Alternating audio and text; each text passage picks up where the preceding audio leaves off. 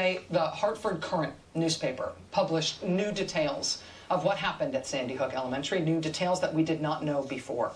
Today marks 3 months since the massacre of first graders and school staff at that school. The headline in the Courant today focuses on reports from sources close to the investigation who say that the killer from Sandy Hook researched other mass murders, including the right-wing nationalist attack in Norway a couple of years ago. That attack saw 8 people killed by explosives and 69 people shot to death, most of them teenagers. But we also now have the most specific information we have ever had about how the Sandy Hook Elementary School massacre happened. The way he got into the school, which was locked, for example, was bullets. There were glass windows at the front entrance of the school, and the killer shot through the glass windows, shot the windows multiple times, thus making a hole in the glass big enough for him to get through. The school principal, Don Hawksbrun, and the school psychologist ran into the front hallway of the school when they heard that noise from the gunfire and the breaking glass. The gunman then shot both of them dead immediately.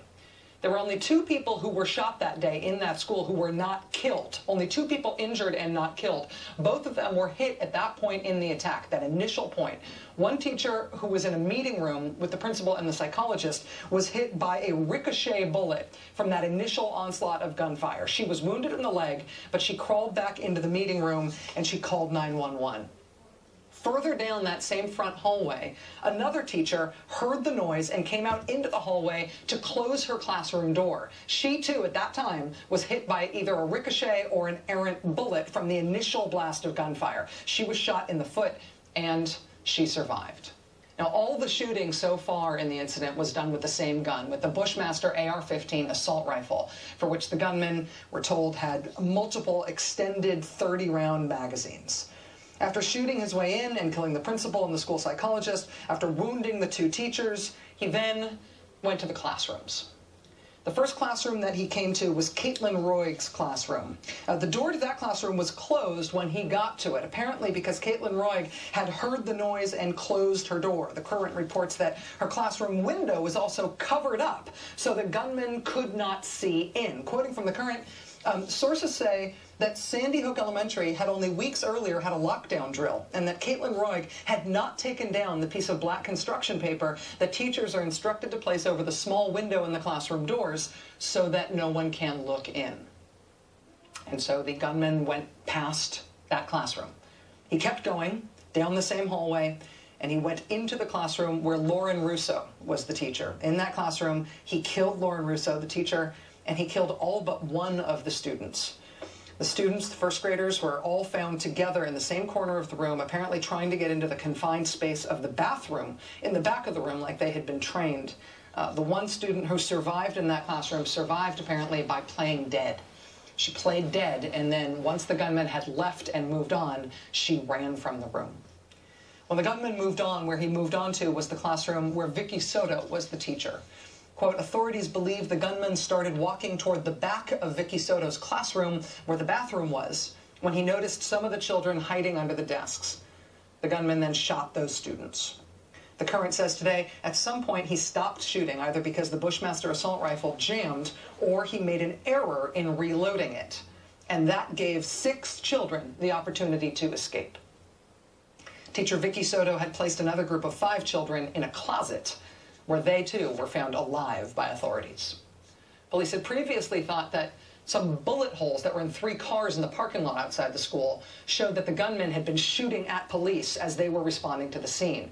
We learned today that authorities now reportedly think that those bullets were the gunman shooting not at police as they were arriving, but at another teacher who was standing near a window. So apparently he missed the teacher, the bullets went through the window and went on to hit the cars in the parking lot. We also learned one absolutely stunning detail today that we did not know before today, and it's this. Overall, this entire incident, from the first shots fired to break that glass so we could get inside, from the first shots fired to the last shot fired, so the first shot fired with that assault rifle to the window, to all the subsequent shots with the assault rifle, to the end, to the time when he finally stopped shooting with the assault rifle for whatever reason, and he switched to the pistol, with which he killed only himself. Overall, the entire incident took less than 5 minutes. And in less than 5 minutes, he fired 152 bullets.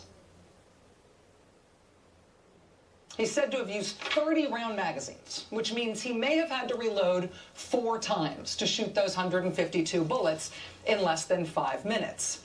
I mean, if you think about it, it's 1 bullet in the chamber of the rifle, 30 bullets in the first magazine, so that's 31. Then you load 30 more, 61. Then you load 30 more, that's 91. Then you load 30 more, that's 121. And then you load 30 more, that's 151 bullets. And then he is done with the rifle.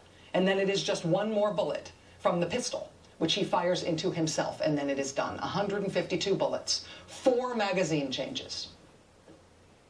Had he only had access to 10-round magazines instead of 30-round magazines, he would have had to reload 14 times. He would have needed 14 spare magazines beyond the 1 in the gun with the extra round in the chamber. Reloading 14 times. You think he would have still pulled off the whole thing in less than 5 minutes? Before anybody had time to think, before anybody had time to react, before the cops got there? Do you think there's any chance he might have had a jam, or he might have screwed something up in the reloading, or he might have dropped something, or screwed it up just a little bit earlier before bullet 151 left the gun with not even 5 minutes elapsed?